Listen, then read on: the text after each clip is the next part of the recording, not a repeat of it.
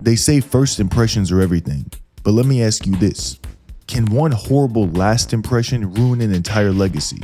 Before Marvel's Spider-Man swung into the scene, we already had the undisputed kings of superhero video games, the Arkham trilogy.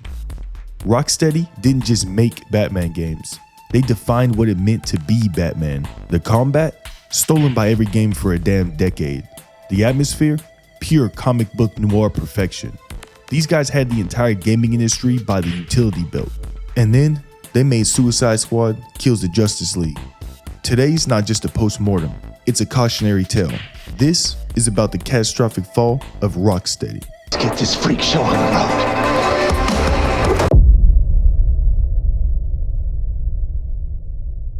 Hey listen, I won't be giving in-depth spoilers for these Batman games in this video. Don't worry, I know the trilogy just started 16 years ago, so you've barely even had time to play it. In 2009, we were given Batman Arkham Asylum, a game where Joker took over the asylum, releasing tons of the best villains from the IP and trapping Batman inside the hospital grounds. This was a semi-open world game set in a third-person perspective, and the gameplay revolves around Batman's combat and stealth abilities, with a strong focus on his gadgets and detective skills.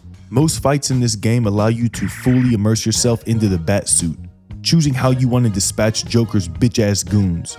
You can do some Nacho Libre slams on them or beat their head into the ground because everyone knows, as long as you don't have a gun, Batman didn't actually kill them. And if Splinter Cell's more your thing, you can creep around like a thief in the night, stalking your enemies like Richard Ramirez, popping in and out of floor crates like whack-a-mole on expert difficulty. Once you're actually in combat is when the gameplay truly shines though. This game introduced Freeflow combat, a combat style that allows Batman to chain his attacks together, smoothly moving from enemy to enemy in a fight, making you really feel like Batman as you enter a 1v20, because as you're bodybagging enemies, their buddies actually react in terror. Believe it or not, seeing a big muscled up freak that's wearing a Halloween costume break your damn friend's back right in front of you, then turn, sprinting full speed at you, makes you a little worried for your own safety. In this game, you get to wreck shop on villains like Killer Croc, Bane, Victor Zsasz, and even more. I highly suggest anyone who's not played Arkham Asylum, go play it. This entire damn trilogy is truly amazing. So Rocksteady saw the massive success of Batman Arkham Asylum, and they had the wild thought of, bro, what if we made another one? So in 2011, we were all blessed with Batman Arkham City. See, we earned the developers' trust after stopping Joker and saving the asylum. So they let us loose upon an entire city in this game. Rocksteady understood the assignment and the #1 rule of, if it ain't broke, don't fix it. They took the flawed masterpiece they had in Asylum and refined it, keeping and improving the awesome free flow combat and the freedom to choose between stealth, loud combat, or being Inspector Gadget with tricks and doodads. In combat, Batman could take out multiple people now at once, making that 1v20 feel even better and more one-sided. In Arkham City, you could upgrade your gadgets as well as the Batsuit, making Batman feel even better at killing. Oh wait, I mean fatally wounding his enemies.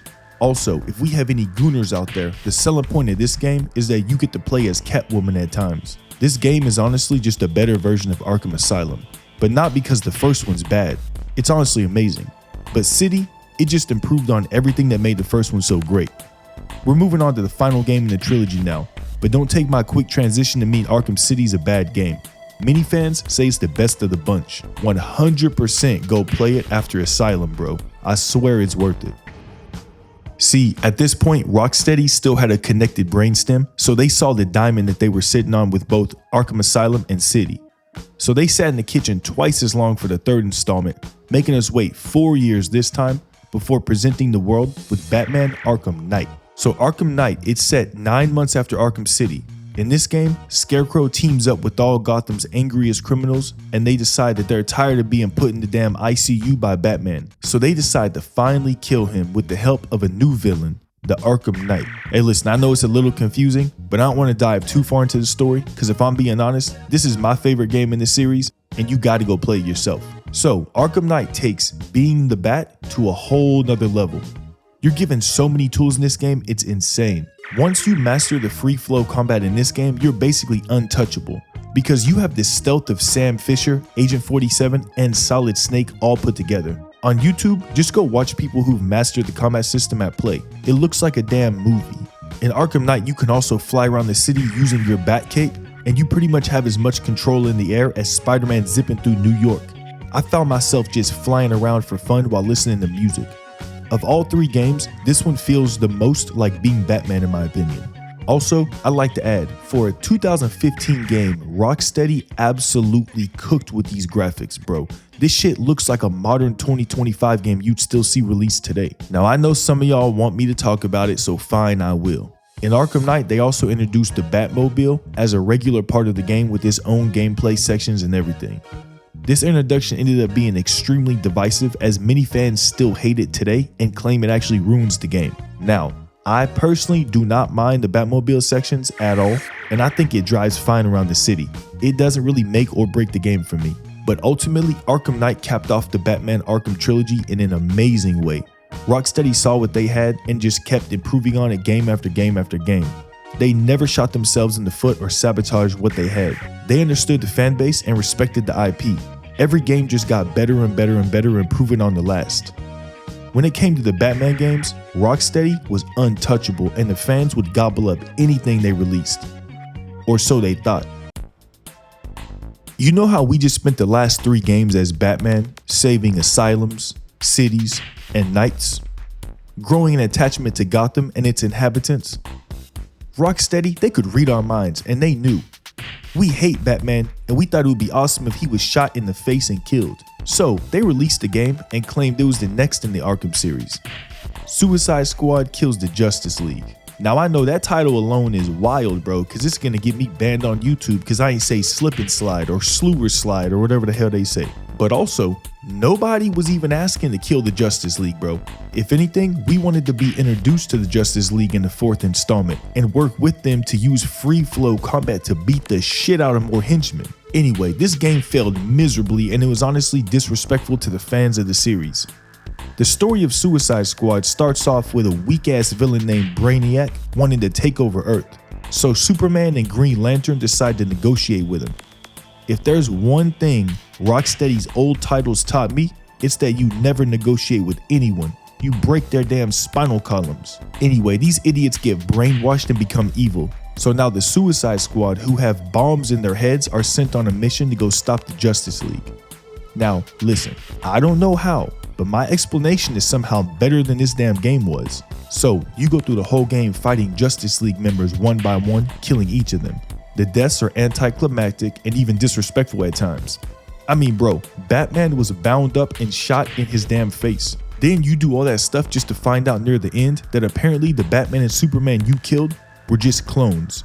Get the hell out of here with that shit. But even besides that, this game struggles in many other ways, so let's get into it. For one, Rocksteady pivoted from the amazing and immersive single-player narrative-driven Arkham games that people loved and made this freaking live service co-op looter shooter like Borderlands meets Fortnite. Do you remember the whole if it ain't broke, don't fix it? Rocksteady, bro, you're not a live service style developer. And yet you took a beloved series and tried to get cute with it by switching up the tried and true formula just to rake in some extra money, you greedy ass bastards. And no heart was put into this game in its side or even main missions.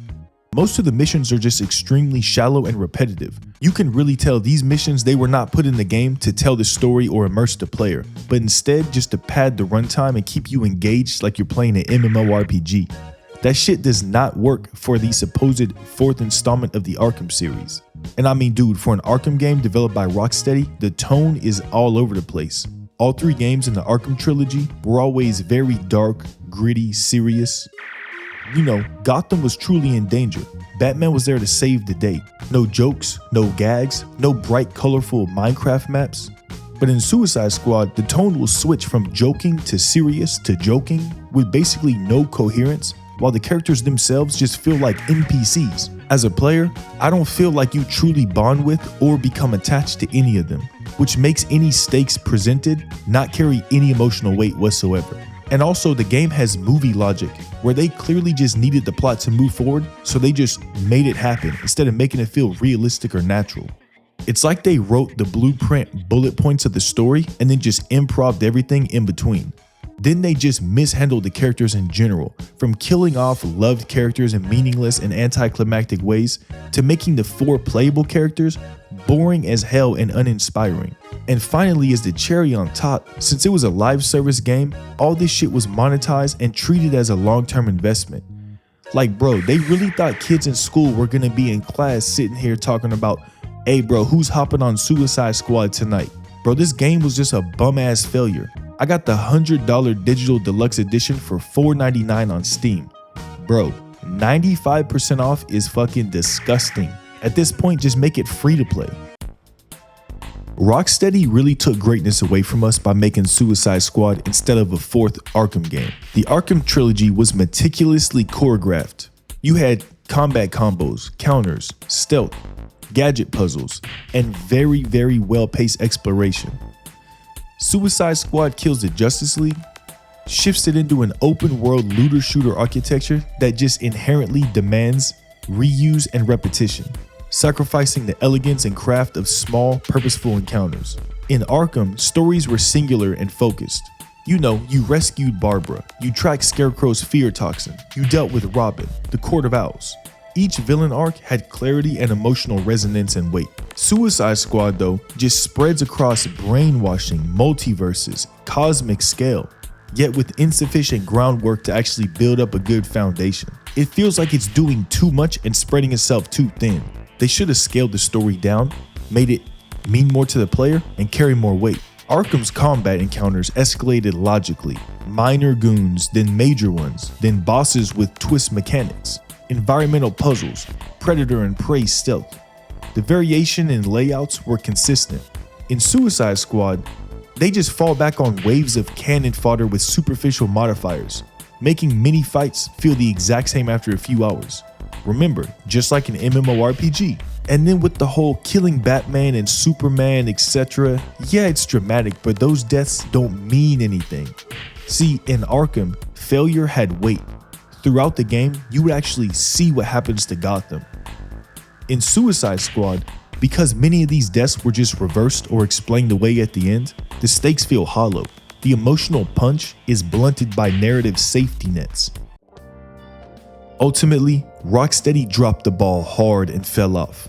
They could have and probably should have just made another trilogy using a different DC hero like Superman, Wonder Woman, or the Green Lantern.